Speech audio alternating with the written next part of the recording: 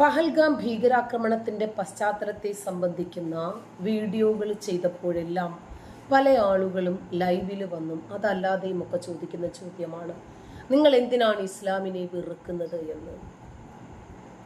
ഇസ്ലാമിനെ വെറുക്കേണ്ടുന്ന കാര്യമൊന്നുമില്ല. പക്ഷെ ഇസ്ലാമിലെ തീവ്രവാദത്തെയും ഭീകരതയെയും എതിർത്തല്ലേ പറ്റൂ. എല്ലാവർക്കും ഈ ലോകത്ത് ജീവിക്കണ്ടേ. ഓരോ മുസ്ലിമിന്റെയും ഉള്ളിലിരിപ്പ് ഇന്ത്യ പിടിച്ചടക്കി മുഴുവൻ അമുസ്ലിങ്ങളെയും കൊന്ന് ഇവിടെ ഇസ്ലാം മത രാജ്യം സ്ഥാപിക്കുക, അങ്ങനെ അള്ളാഹുവിൻ്റെ കൽപ്പന നിറവേറ്റുക എന്നത് തന്നെയാണ്.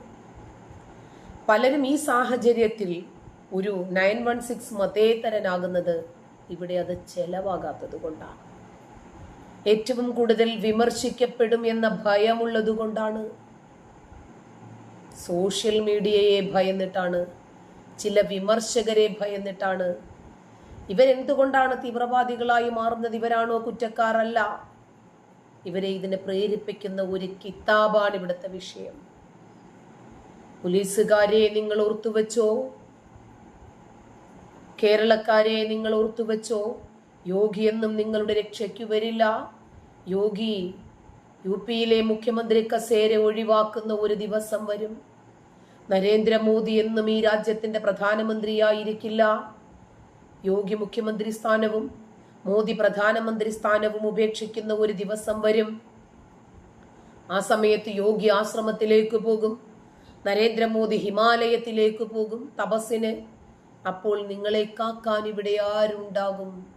ആ സമയത്ത് ഞങ്ങൾ മുഴുവൻ അമുസ്ലിങ്ങളെയും ഇല്ലാതാക്കി ഞങ്ങൾ ഇസ്ലാം മത രാജ്യം സ്ഥാപിക്കുമെന്ന് പറഞ്ഞത് ആരാണ്? ഒവൈസിയ പറഞ്ഞത്. കേസെടുക്കാൻ വകുപ്പില്ലേ ഈ പ്രസംഗത്തില്? മക്ക വിജയ സമയത്ത് വാൾമുന കണ്ട് പേടിച്ചു പോയ മുസ്ലിമായ അബൂ സുഫിയാനും മകൻ മുആവിയയും കൂടി പ്രവാചകന്റെ വാൾത്തലപ്പ് കണ്ട് ഭയന്ന് ഇസ്ലാം മതം സ്വീകരിച്ചു. എന്നിട്ട് മുസ്ലിങ്ങൾക്കെതിരായി തന്നെ മുസ്ലിങ്ങളെ കൊണ്ട് തന്നെ യുദ്ധം ചെയ്യിപ്പിച്ചു. മുസ്ലിങ്ങളെ പരസ്പരം തമ്മി തല്ലിച്ചു. സിഫീൻ ജമൽ യുദ്ധത്തിൽ പരസ്പരം ഇവർ വെട്ടിയും കുത്തിയും ചത്തു. ഉഹുദ് യുദ്ധത്തിലും ബദർ യുദ്ധത്തിലും ഒക്കെ പ്രവാചകന്റെ കൂടെ നിന്ന ആളുകൾ, വലതുഭാഗത്തും ഇടതുഭാഗത്തും നിന്ന ആളുകൾ ജമൽ സിഫീൻ യുദ്ധത്തിൽ എതിർഭാഗം 2 ചേരികളിലായി നിന്നിട്ട് വെട്ടിയും കുത്തിയും ചത്തു. അവസാനം മുആവിയയുടെ മകൻ യസീദ് നബിയുടെ പേരക്കുട്ടികളെയും കൊന്നു. ഇന്ന് കേരളത്തിലെ സുന്നികൾ മുആവിയ ഉണ്ടാക്കിയ അഹ്ലുസുന്നത്ത് വൽ ജമാഅത്ത് പൊക്കിപ്പിടിച്ച് നടക്കുന്നു. ഒറിജിനൽ ഇസ്ലാമിന് വേണ്ടി വാളെടുത്ത അലിയെ പിന്തുണച്ചു വന്ന ഷിയാക്കൾ ഒരു ഭാഗത്ത്. ഇതിൽ ആരാ ശരി? ഇതിൻ്റെയൊക്കെ കാരണക്കാരനാരാ? ആകാശമാമ ഇതൊക്കെ നോക്കി നിന്ന് ചിരിക്കുക. ഇതിനെ സംബന്ധിക്കുന്ന എന്തെങ്കിലും ഒരു കാര്യം പഠിച്ചോനൊന്ന് പറഞ്ഞൂടെ? എന്തു പറയും? നമ്മുടെ മനസ്സിലേക്ക് അതിൻ്റെ ആശയങ്ങളെങ്കിലും ഒന്ന് ഇട്ടുതരാൻ പഠിച്ചവന് സാധിക്കുന്നുണ്ടോ? ഇല്ല. എന്നാലും പഠിച്ചവനെല്ലാം അറിയുന്നവനാണ്. പക്ഷേ പഹൽഗാം ഭീകരാക്രമണം നടക്കുമെന്നറിയാം. 29 പേരെ ഈ ഭീകരർ കൊല്ലുമെന്നറിയാം. അതിന്റെ പ്രത്യാക്രമണമായി ഓപ്പറേഷൻ സിന്ദൂർ ഉണ്ടാകുമെന്നറിയാം. അതിൽ 9ഉം 11ഉം ഭീകരവാദ കേന്ദ്രങ്ങൾ നരേന്ദ്രമോദിയുടെ അധ്യക്ഷതയിൽ തകർക്കുമെന്നറിയാം. പക്ഷേ ഒന്നും ചെയ്യില്ല. അതൊരു പ്രത്യേകതരം പഠിച്ചവനാണല്ലോ. ഇസ്ലാമിക വിശ്വാസത്തിൽ നിന്ന് വ്യതിചലിച്ചു പോയ ആളുകളെ കൊന്നുകളയാൻ തന്നെയല്ലേ അള്ളാഹു പഠിപ്പിച്ചത്? അള്ളാഹുവിന്റെ കൽപ്പന അതല്ലേ? അതല്ലേ ഖുർആൻ അംഗീകരിക്കുന്നത്? അവര് വിശ്വസിച്ചതുപോലെ നിങ്ങളും വിശ്വസിക്കണം. അങ്ങനെ നിങ്ങൾ എല്ലാവരും ഒരേപോലെ മുസ്ലിമായി തീരണമെന്നല്ലേ അള്ളാഹുവിന്റെ കൽപ്പന? തീർക്കണമെന്നല്ലേ അള്ളാഹുവിന്റെ കൽപ്പന? അങ്ങനെ ആക്കി തീർക്കണമെന്ന്. അള്ളാഹു എല്ലാത്തിനും കഴിവുള്ളവനാണ്. അള്ളാഹുവിന്റെ മാർഗത്തിൽ സ്വന്തം നാട് വിട്ടു വരുന്നവരെ സ്വീകരിക്കാൻ, അവരുടെ മനസ്സിലേക്ക് ഇസ്ലാം മത വിശ്വാസം ഇട്ടുകൊടുക്കാൻ കഴിവുള്ളവനാണെങ്കിൽ എന്തിനാണ് ശത്രുക്കൾ എന്നൊരു വിഭാഗത്തെ ഉണ്ടാക്കിയിട്ട് അവരുടെ മനസ്സുകളിലേക്ക് ഭയം ഇട്ട് കൊടുക്കുന്നത്? പഠിച്ചോ, നിങ്ങൾ മിത്രങ്ങളെ സ്വീകരിച്ചു പോകരുത്. കാഫിറുകളാണെങ്കിൽ അവർ പിന്തിരിഞ്ഞു കളയുകയാണെങ്കിൽ അവരെ പിടികൂടണം, വളയണം, കണ്ടുമുട്ടിയെടുത്ത് വെച്ച് നിങ്ങൾ അവരെ കൊല്ലണം. എന്തൊരു പഠിച്ചോനാണിത്? ഹദീസുകളും അത് തന്നെയാണ്. ആരെങ്കിലും ഇസ്ലാമിൽ നിന്ന് മതം മാറിയാൽ അവനെ വധിക്കണം. ആരെങ്കിലും ഇസ്ലാമിൽ നിന്ന് മതം മാറിയാൽ അവനെ തീ കൊണ്ട് ചുടാതെ മറ്റു രീതികളിൽ കൊല്ലണം. ഇബ്നു മാജ റിപ്പോർട്ട് ചെയ്യുന്ന 2535 ഇസ്ലാം വിട്ടവനെ കൊല്ലാൻ പറഞ്ഞത്. ചുട്ടുകൊല്ലണ്ട, അല്ലാതെ കൊല്ലാൻ പറഞ്ഞത്. സ്വഹീഹുൽ ബുഖാരി റിപ്പോർട്ട് ചെയ്ത 2922 ഹദീസ്, 2954 ഹദീസ്. ഏതെങ്കിലും മുസ്ലിം അവന്റെ മതം ഉപേക്ഷിച്ചാൽ അവനെ കൊന്നുകളയണം. ബുഖാരി റിപ്പോർട്ട് ചെയ്യുന്ന 3017 ഹദീസ്. ആരെങ്കിലും ഇസ്ലാം സ്വീകരിക്കുകയും പിന്നീട് ആ മതത്തിൽ നിന്ന് വിട്ടുപോകുകയും ചെയ്താൽ അവനെ കൊല്ലണം. അന്നസായി 4057, 4058, 59, 60, 61, 62, 63, 64, 65, 66 എത്ര വേണം ഹദീസുകൾ? ഈ ഗ്രന്ഥം കൊണ്ട് ആർക്കെങ്കിലും എന്തെങ്കിലും ഗുണമുണ്ടായിട്ടുണ്ടോ ഈ കാലം വരെ? ഇത് തന്നെയാണ് പഹൽഗാം ഭീകരാക്രമണത്തിലും സംഭവിച്ചത്.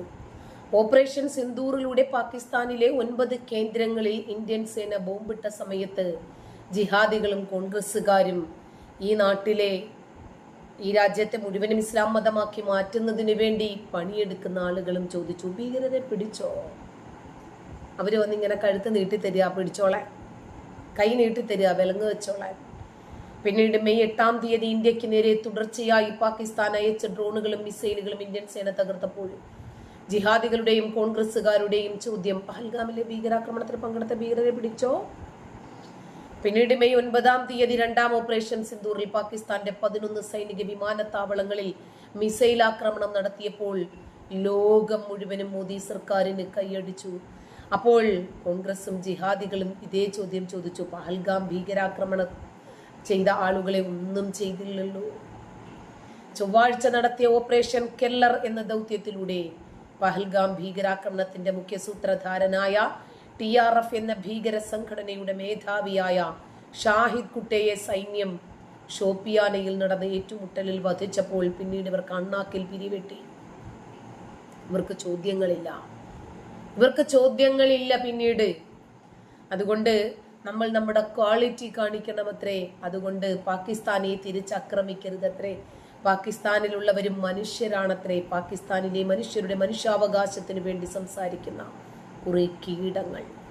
അവർക്കൊരിക്കലും മനസ്സിലാകുന്നില്ല പഹൽഗാമിൽ കൊല്ലപ്പെട്ട 29 സാധാരണക്കാരായിട്ടുള്ള വിനോദസഞ്ചാരികളുടെ വേദന. വേണ്ടപ്പെട്ടവരുടെ മുമ്പിൽ വെച്ച് അവരുടെയൊക്കെ നെഞ്ചിൽ നിറയൊഴിച്ച ഭീകരത. ഒരിക്കലും ആ കണ്ടുനിന്ന ആ മനുഷ്യരുടെ ഒന്നും മനസ്സുകളിൽ നിന്നും മായാത്ത ചിത്രം. കലിമ ചൊല്ലാൻ ആവശ്യപ്പെട്ട് മുസ്ലിമാണോ എന്ന് പേര് ചോദിച്ച് ലിംഗം വരെ പരിശോധിച്ച് ചെയ്ത ഭീകരാക്രമണത്തിന്റെ സൂത്രധാരന്മാരുടെ കേന്ദ്രങ്ങൾ, ഒളിത്താവളങ്ങൾ. ഇവിടുത്തെ ബാലാക്കോട്ടും പുൽവാമയും മുംബൈയും അടക്കമുള്ള ഭീകരാക്രമണങ്ങൾക്ക് വേണ്ടി ആസൂത്രണം ചെയ്ത കേന്ദ്രങ്ങൾ തകർത്തപ്പോൾ ചില ആളുകൾക്ക് വല്ലാതെ പൊള്ളി. നിങ്ങളുടെ ആ പൊള്ളലാണ് നമ്മൾ ആഗ്രഹിക്കുന്നതും. ഈ പാകിസ്ഥാൻ ഇന്ത്യ പ്രശ്നങ്ങളുണ്ടല്ലോ, ഈ സാഹചര്യത്തിലാണ് നമുക്ക് ഒരുപാട് ഇന്ത്യ വിരുദ്ധരായ മലയാളികളെ കാണാൻ കഴിഞ്ഞത്. ഏറ്റവും കൂടുതൽ ഭീകരവാദികളായ പാകിസ്ഥാൻ പ്രേമികളുള്ളത് കേരളത്തിലാണ് എന്ന് ലോകത്തിന് തിരിച്ചറിഞ്ഞത് ഈ സാഹചര്യത്തിലാണ്. അതും നല്ലത്. നന്ദി.